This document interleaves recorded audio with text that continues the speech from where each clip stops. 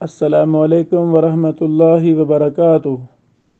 بسم اللہ والحمد للہ والصلاة والسلام علی رسول اللہ، اما بعد۔ مستدرک حاکم کا منہج۔ اس کتاب کے مؤلف امام الحافظ الناقد ابو عبداللہ محمد بن عبداللہ بن محمد اللہ اکبر الحاکم النیشا پوری، آپ 321 ہجری میں پیدا ہوئے اور 405 ہجری میں فوت ہوئے۔ اس کتاب کا مکمل نام المستدرک علی الصحیحین یہ نام ہے، مستدرک حاکم کے نام سے معروف ہے۔ مستدرک یہ اصول حدیث کا مسئلہ ہے۔ مستدرک ایک خاص قسم کی کتب کو کہا جاتا ہے جس میں مؤلف کسی دوسرے محدث کی کتاب کی وہ احادیث جمع کرے جو مؤلف نے ذکر نہ کی ہوں، حالانکہ وہ احادیث اس پہلے مؤلف کی شرط کے اوپر پورا اترتی ہوں۔ آپ ایسے سمجھیں، صحیح بخاری صحیح مسلم کے مؤلفین نے جو احادیث جمع کیں، امام حاکم رحمہ اللہ نے ان کو پڑھا، دیکھا، بارہا ازبر کیا، ان کی شرطوں پر غور کیا۔ پھر امام حاکم رحمہ اللہ کو کچھ ایسی احادیث ملیں جو صحیح بخاری صحیح مسلم کی شرط پر تھیں اور وہ صحیح بخاری صحیح مسلم میں نہیں ہیں، ان کو جمع کیا تو اسے کہہ دیتے ہیں المستدرک۔ امام حاکم رحمہ اللہ نے چونکہ صحیح بخاری اور صحیح مسلم دونوں پر مستدرک لکھا، یعنی دونوں کتابوں میں صحیحین میں جو احادیث نہیں تھیں حالانکہ وہ بخاری اور مسلم کی شرط پر ہیں، یا صرف بخاری کی شرط پر ہیں یا صرف مسلم کی یا دونوں کی، امام حاکم رحمہ اللہ کے ہاں انہوں نے ان کو الگ جمع کر دیا۔ اللہ اکبر، اور یہ بہت بڑا کام تھا۔ اللہ اکبر۔ بہرحال مؤلف کا منہج اس کتاب میں اور ان کی شروط کیا تھیں؟ امام حاکم رحمہ اللہ نے اسی اپنی مبارک کتاب مستدرک حاکم کے مقدمہ جلد نمبر 1 صفحہ نمبر 2 اور 3 میں اپنے منہج کی خود ہی وضاحت کی ہے۔ اس کا ترجمہ اور خلاصہ ہم پیش کرتے ہیں۔ امام حاکم رحمہ اللہ مستدرک کے مقدمہ میں فرماتے ہیں، مجھ سے اس شہر کے بڑے بڑے اہل علم کی ایک جماعت نے اور دیگر لوگوں نے مجھ سے کہا کہ میں ایسی کتاب لکھوں جو ان احادیث پر مشتمل ہو جو محمد بن اسماعیل البخاری اور مسلم بن حجاج کی اسناد سے مروی ہوں، اس لیے کہ ایسی اسناد جن میں کوئی علت نہیں تھی اور وہ انہوں نے روایت نہیں کی، اور نہ ہی ان دونوں نے اپنے متعلق کوئی ایسا دعویٰ کیا ہے۔ پھر آگے کچھ عبارت چھوڑ رہا ہوں، پھر آگے لکھتے ہیں، میں ایسی روایات کی تخریج کے لیے اللہ رب العالمین سے مدد کا طلبگار ہوں جو ثقہ راویوں سے ہوں، اور ان جیسے راویوں سے ان دونوں ائمہ نے یا ان دو میں سے کسی ایک نے احادیث روایت کی ہوں۔ اللہ اکبر۔ یہ ہے وہ مقدمہ میں منہجی بحث جو امام حاکم رحمہ اللہ نے خود کی ہے، اور یہ بالکل بات واضح ہے۔ امام ابن الصلاح رحمہ اللہ اپنی کتاب علوم الحدیث صفحہ نمبر 18 یعنی مقدمہ ابن الصلاح صفحہ نمبر 18 میں فرماتے ہیں،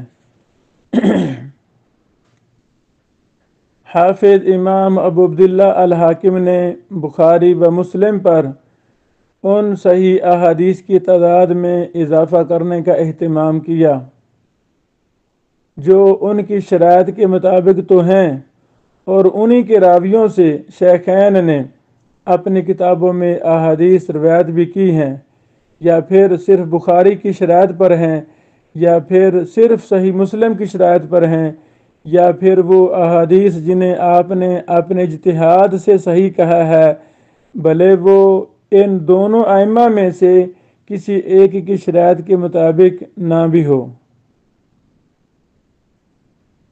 یہ امام ابن صلاح رحمہ اللہ نے مقدمہ ابن صلاح میں تفصیل لکھی ہے۔ مختلف ائمہ محدثین نے امام حاکم کے منہج پر بڑی تفصیلات لکھی ہیں۔ اب تک میری نظر میں جو سب سے مفصل دراسہ ہے، سب سے مفصل دراسہ، وہ ہے شیخ ابو اسحاق الحوینی حافظہ اللہ کا۔ ان کی کتب میں جو منتشر بحوث تھیں وہ ان کے شاگرد نے جمع کر دی ہیں، مستدرک ابی اسحاق علی مستدرک الحاکم کے نام سے، اور ماشاءاللہ یہ کتاب مطبوع ہے، گوگل وغیرہ پر بھی PDF میں ہے، یہ کتاب پڑھنے والی ہے۔ مستدرک حاکم کے منہج کو سمجھنے کے لیے اس کتاب کو پڑھنا چاہیے۔ اور بھی ماشاءاللہ مستدرک حاکم عادل مرشد صاحب کی تحقیق سے بھی چھپ گئی ہے، وہ بھی بہت اچھا کام ہے، بلکہ مطبوعہ کاموں میں سب سے اچھا یہی کام ہے۔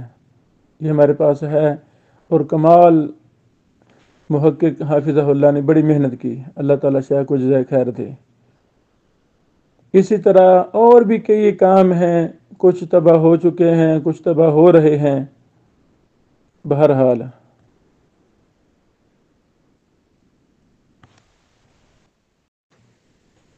امام ابن الصلاح رحمہ اللہ امام حاکم کے منہج پر تفصیل کے ساتھ بحث کرتے ہیں۔ فرماتے ہیں، امام حاکم حدیث پر صحیح ہونے کا حکم لگانے میں متساہل ہیں۔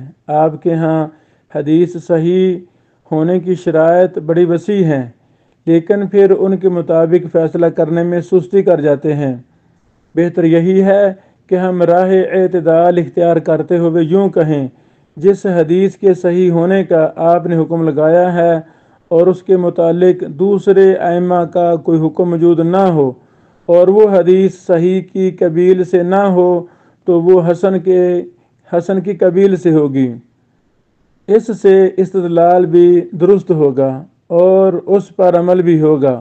ہاں، اگر کوئی ایسی علت ظاہر ہو جائے جو اس کے ذوف کو واجب کرتی ہو۔ یہ مقدمہ ابن صلاح صفحہ نمبر 18 ہے۔ امام عراقی زین الدین رحمہ اللہ امام ابن صلاح رحمہ اللہ کے اس کلام پر تبصرہ کرتے ہوئے فرماتے ہیں، ابن صلاح کا یہ کہنا کہ امام حاکم نے اہتمام، آگے ساری بار جو بھی ہم نے پڑھی ہے، اس سے دو چیزیں مراد ہیں۔ پہلی چیز، آپ نے مستدرک میں وہی روایات لائی ہیں جو صحیحین میں نہیں ہیں، تو بات ایسے نہیں۔ یقیناً آپ نے وہم کی بنیاد پر ایسی روایات بھی ذکر کی ہیں، اس کی مثالیں بہت زیادہ ہیں۔ مثلا حضرت ابو سعید خدری کی مرفوع روایت، مجھ سے قرآن کے علاوہ کچھ بھی نہ لکھو، اسے امام حاکم رحمہ اللہ نے حضرت ابو سعید خدری کے مناقب میں روایت کیا ہے، اور یہی روایت امام مسلم نے اپنی کتاب صحیح مسلم میں کتاب الزہد میں بھی ذکر کی ہے۔ امام ذہبی رحمہ اللہ نے مختصر المستدرک میں ان بہت ساری احادیث کی نشاندہی کی ہے جو مستدرک میں لائی گئی ہیں، جبکہ وہ صحیح مسلم یا صحیح بخاری میں موجود ہیں۔ اللہ اکبر! یہ امام عراقی رحمہ اللہ نے پہلی چیز بیان فرمائی۔ دوسری چیز، آپ کا یہ کہنا کہ جو روایات شیخین کی شرائط پر روایت کی گئی ہیں اور انہوں نے اپنی کتب میں ان راویوں کی روایات ذکر بھی کی ہیں، اس میں یہ وضاحت ہے کہ وہی روایت ان کی شرائط پر ہوگی جن راویوں سے انہوں نے اپنی کتب میں احادیث نقل کی ہیں، جبکہ امام حاکم کی مراد یہ نہیں تھی۔ تو امام حاکم کا یہ کہنا بمثلھا یعنی ان جیسے، اس سے مراد یہ ہے کہ ان جیسے دوسرے راویوں کی روایات، ان جیسے یعنی صحیح بخاری صحیح مسلم کے راویوں جیسے راویوں کی دوسری روایات، نہ کہ خود ان راویوں کی روایات۔ اور یہ احتمال بھی ہے کہ اس سے مراد وہی احادیث ہوں۔ اللہ اکبر، یہ بات محل نظر ہے، یعنی غور و فکر اس پہ مزید کرنا چاہیے۔ امام عراقی رحمہ اللہ کی یہ بحث التقیید والایذاء صفحہ 17 اور 18 میں ہے۔ اللہ اکبر۔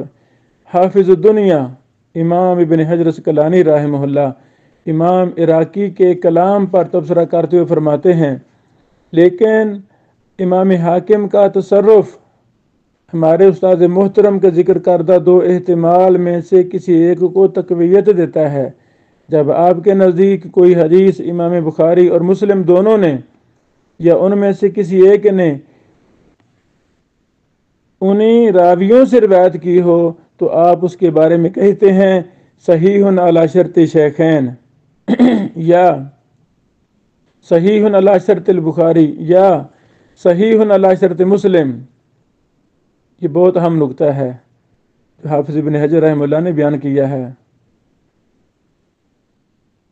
یعنی اگر امام حاکم صحیح بخاری صحیح مسلم کے راویوں سے ہی کوئی حدیث بیان کریں تو ان پر یہ حکم لگاتا ہے امام حاکم صحیح علی شرط شیخین یا صحیح علی شرط البخاری یا صحیح علی شرط مسلم۔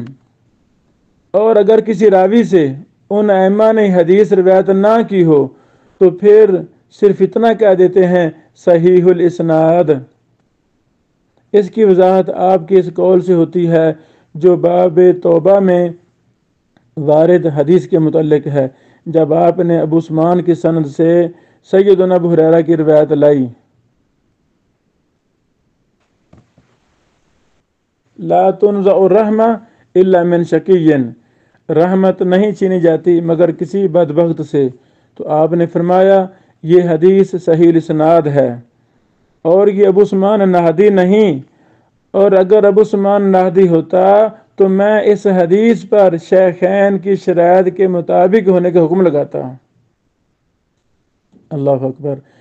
حافظ ابن حجر رحمہ اللہ آگے فرماتے ہیں یہ اس بات کی دلیل ہے کہ جب امام حاکم رحمہ اللہ امام بخاری اور امام مسلم کے کسی راوی سے روایت نہیں کرتے تو اس پر شیخین کی شرائط کے مطابق ہونے کا حکم نہیں لگاتے، اگرچہ امام حاکم سے کبھی کبھار اس میں غفلت بھی ہو جاتی ہے اور وہ ان کی شرائط کے مطابق کچھ ایسی روایات کو صحیح کہہ دیتے ہیں جن کے راویوں سے شیخین نے کوئی روایت نہیں لی ہوتی، تو ایسی چیز کو سہو اور نسیان پر محمول کیا جائے تو اس وقت آپ پر اعتراض بھی لازم آئے گا۔ یہ بحث حافظ ابن حجر رحمہ اللہ نے النکت علی مقدمہ ابن صلاح جلد نمبر 1 صفحہ نمبر 320 اور 21 پر کی ہے۔ اگلی بحث ہے مستدرک حاکم کی احادیث پر علماء کی آراء، یعنی مستدرک حاکم میں جو احادیث ہیں اس میں محدثین کی مختلف آراء ہیں۔ امام ذہبی، حافظ ابن حجر اسقلانی رحمہ اللہ اور دیگر کبار ائمہ محدثین نے اس پر مفصل بحث کی ہیں۔ تفصیل کا طالب انکت علی ابن صلاح لابن حجر جلد 1 صفحہ 314 تا 316 کا مطالعہ کرے، اسی طرح انکت علی ابن صلاح جلد 1 صفحہ 316 تا 318 تک کا مطالعہ کرے۔ حافظ ابن حجر رحمہ اللہ نے بڑی تفصیل کے ساتھ بحث کی ہے۔ اللہ اکبر۔ خلاصہ کلام کیا ہے؟ اس کی وضاحت بھی حافظ ابن حجر رحمہ اللہ نے کی ہے۔ حافظ ابن حجر رحمہ اللہ فرماتے ہیں بے شک امام حاکم رحمہ اللہ سے یہ تساہل واقع ہوا ہے، اس لیے کہ آپ نے تنقیح و تہذیب کے لیے کتاب کا مسودہ تیار کیا تھا۔ کتاب لکھنے کے بعد اجل خداوندی نے یہ مہلت نہیں دی کہ وہ اس کو دوبارہ پڑھ کر اس کی تنقیح و تہذیب کر سکیں۔ کتاب لکھی تھی، وفات پا گئے، دوبارہ نظر ثانی مراجعہ کا موقع نہیں ملا، اس لیے وہ تساہل نظر آتا ہے۔ نیز فرمایا ابن حجر رحمہ اللہ نے اس مستدرک کے چھٹے جز کے نصف میں نے یہ لکھا ہوا دیکھا ہے، امام حاکم کا املا یہاں پر ختم ہو جاتا ہے۔ اور فرمایا ہے اس کے علاوہ جتنے بھی کتاب ہے وہ آپ سے بطریق اجازت روایت کی گئی ہے، اور جتنا حصہ آپ نے املا کروایا ہے اس میں بعد والے حصہ کی نسبت تساہل بہت کم ہے۔ اللہ اکبر، یہ بہت ہی اہم نقطہ ہے۔ اللہ اکبر، یہ ساری تفصیل توجیہ و نظر طاہر بن صالح الجزائری صاحب کی کتاب صفحہ نمبر 238 میں دیکھی جا سکتی ہے۔ اور طاہر بن صالح الجزائری دمشقی نے کہا جاتا ہے کہ امام حاکم نے یہ کتاب اپنی آخری عمر میں لکھی تھی۔ اس وقت آپ پر غفلت آ گئی تھی۔ آپ کی پیدائش 321 ہجری کی ہے اور وفات 405 کی ہے، تو آپ کی عمر 84 سال ہوئی۔ توجیہ نظر صفحہ 138۔ اللہ اکبر، مستدرک حاکم پر علماء محدثین نے کافی کام کیے۔ ایک کام امام ابو عبداللہ امام ذہبی رحمہ اللہ کا ہے، انہوں نے اس کتاب کی تلخیص کی تھی۔ امام ذہبی رحمہ اللہ نے ایک نہیں دو نہیں کافی زیادہ کتابوں کی تلخیص کی تھی۔ اللہ اکبر، اللہ اکبر۔ اور امام ذہبی رحمہ اللہ نے اس تلخیص کے دوران بعض احادیث پر حکم بھی لگائے، ان تعلیقات کے بارے میں علماء کہتے ہیں التعلیق الذہبی، اور اس کا نام ہے امام ذہبی کی تلخیص کا تلخیص المستدرک۔ تلخیص المستدرک یہاں ایک اصطلاح بن گئی ہے ہمارے ہاں، صححہ الحاکم وافقہ الذہبی۔ یہ اس وقت کہہ سکتے ہیں جب کسی حدیث کو امام حاکم نے صحیح کہا ہو اور امام ذہبی نے بھی صحیح کہا ہو، پھر تو کہہ سکتے ہیں بھی موافقت ہے امام ذہبی کی۔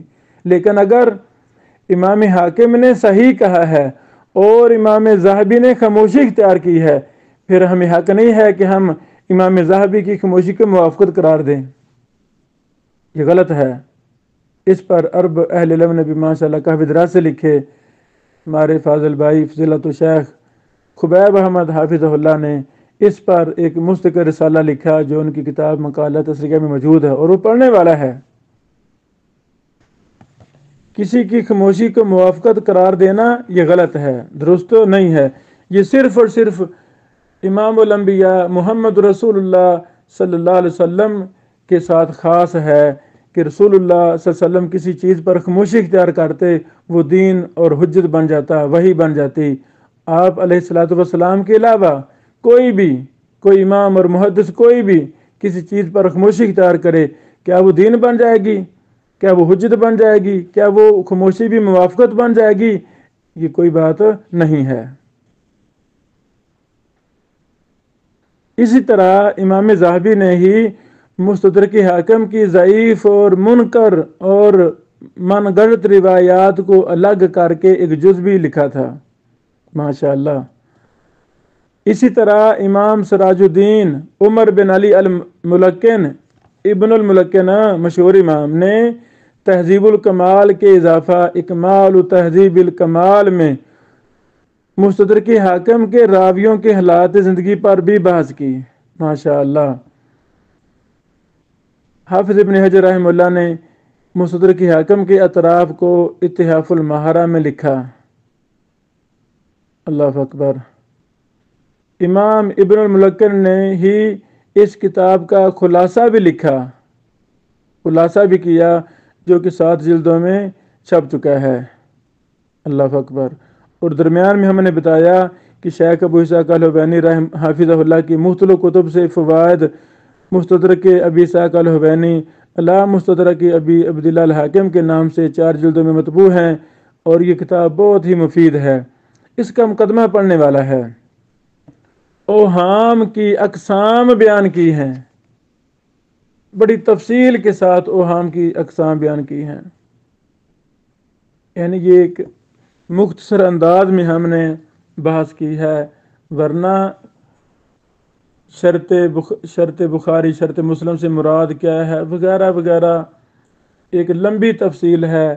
امام حاکم رحمہ اللہ نے کن کن ضعیف روایات پر بھی سے حکم لگایا ہے، کن ضعیف کذاب سخت ترین ضعیف راویوں کی روایتوں کو بھی درج کیا مستدرک حاکم میں وغیرہ وغیرہ، یہ لمبی بحثیں ہیں، وہ ساری ہم جان بوجھ کر چھوڑ رہے ہیں۔ بارک اللہ فیکم۔ السلام علیکم ورحمۃ اللہ وبرکاتہ۔